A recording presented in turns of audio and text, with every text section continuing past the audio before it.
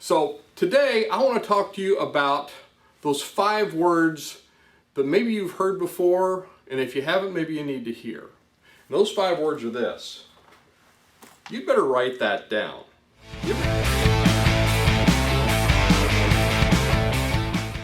Hey, it's Don Skaggs with Empowered Inventing, the one place where we try to help you to help others by taking innovations, great ideas, and opportunities and helping you to turn them into real things like products, businesses that make money.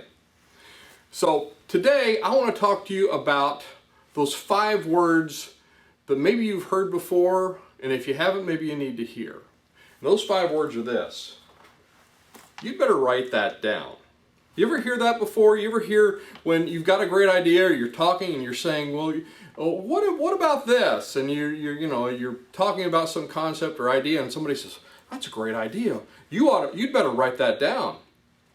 Well, let me tell you a little story and maybe try to clear up some misconceptions from some changes that's happened over the years to the patenting process. Back a few years ago, and for a very long time, if you wanted to capture the idea for your invention, one of the things you were supposed to do was write it all down in what they called an inventor's notebook. And it was the type of notebook you couldn't tear the pages out of, so you couldn't like put pages in or take pages out.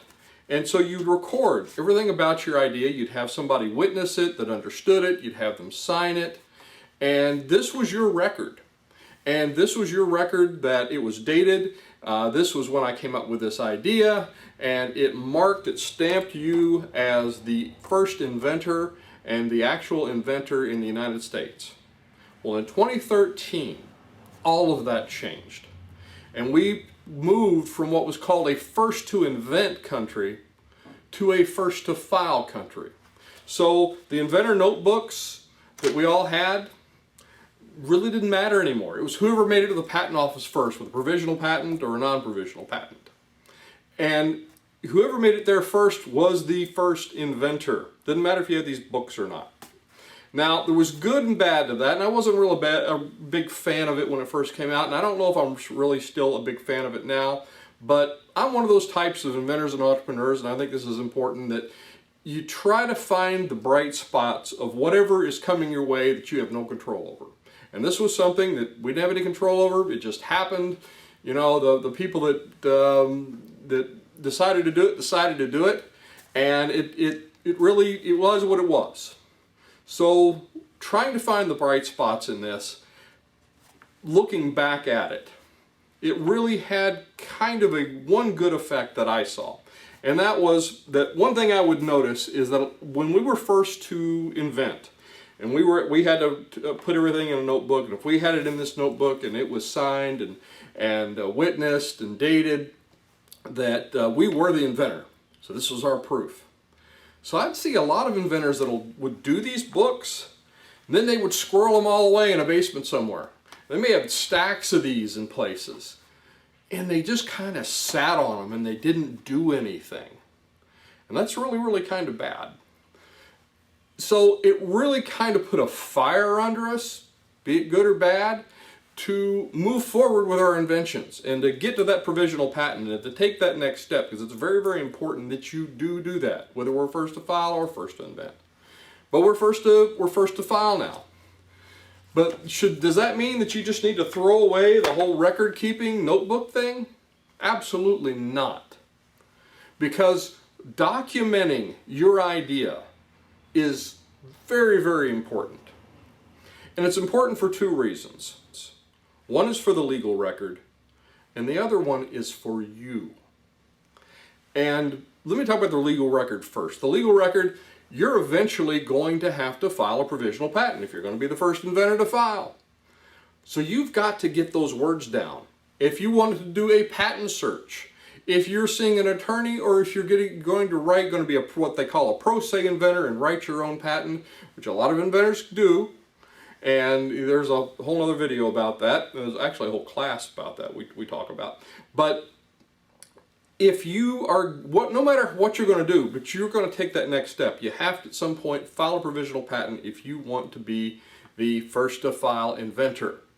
Well, in order to do that, you've got to write this down. You've got to get this into good descriptive words. Even if you're doing a search, one of our automated searches, or you're going to see a patent agent to do a search, either way, or you're searching on your own, either way, you are going to want to have the right words. If you don't have it written down descriptively in the right way, you're not going to really be able to do a good search. You're not really going to be able to write a good patent. So documenting is extremely important to do that. You can't just show up with a napkin sketch in an attorney's office and say, here, make me a patent.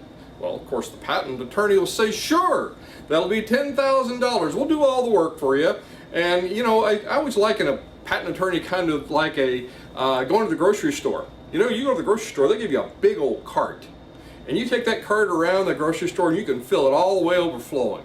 And if you take it up to the checkout register, guess what? They will sell you everything in that cart. Same thing with a patent attorney. If you just load a bunch of stuff in the cart, you can spend tens of thousands of dollars. Now, do you need those things? Maybe, maybe not.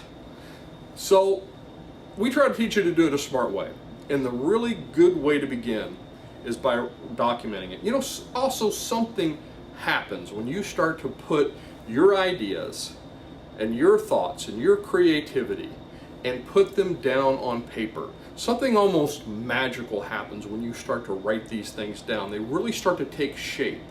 And they'll also start to teach you things. There's this kind of a feedback loop where it makes you think of other things. When you write it down and you read through it and go, oh yeah, well now, you know, what about this? Oh, I'd never thought about this before. And then you write that down too. So that's why documenting is just such an important first step. You've got to write stuff down. And it's a continual process. You're doing it your entire life of your invention. Every time something significant happens, you want to write that down. Every time you think of something new, you want to write that down. Every time you get new feedback, either from testing in-house or testing out in the field, you want to write all that down. Because documenting is very, very important. It's very important for your ultimate legal record. But more important, it's good for you. Again, it's going to teach you things. It is going to move you forward.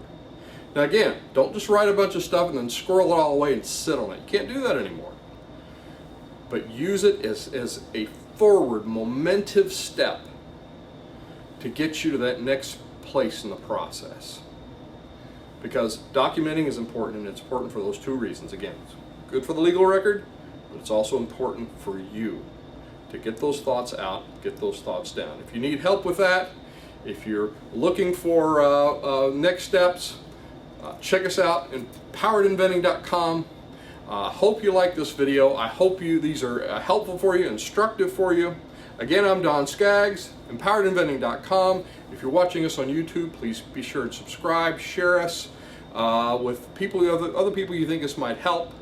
And I will look to see you, maybe at one of our online meetings, maybe at one of our workshops in Kentucky, or maybe one of our online classes, or at least on the next video.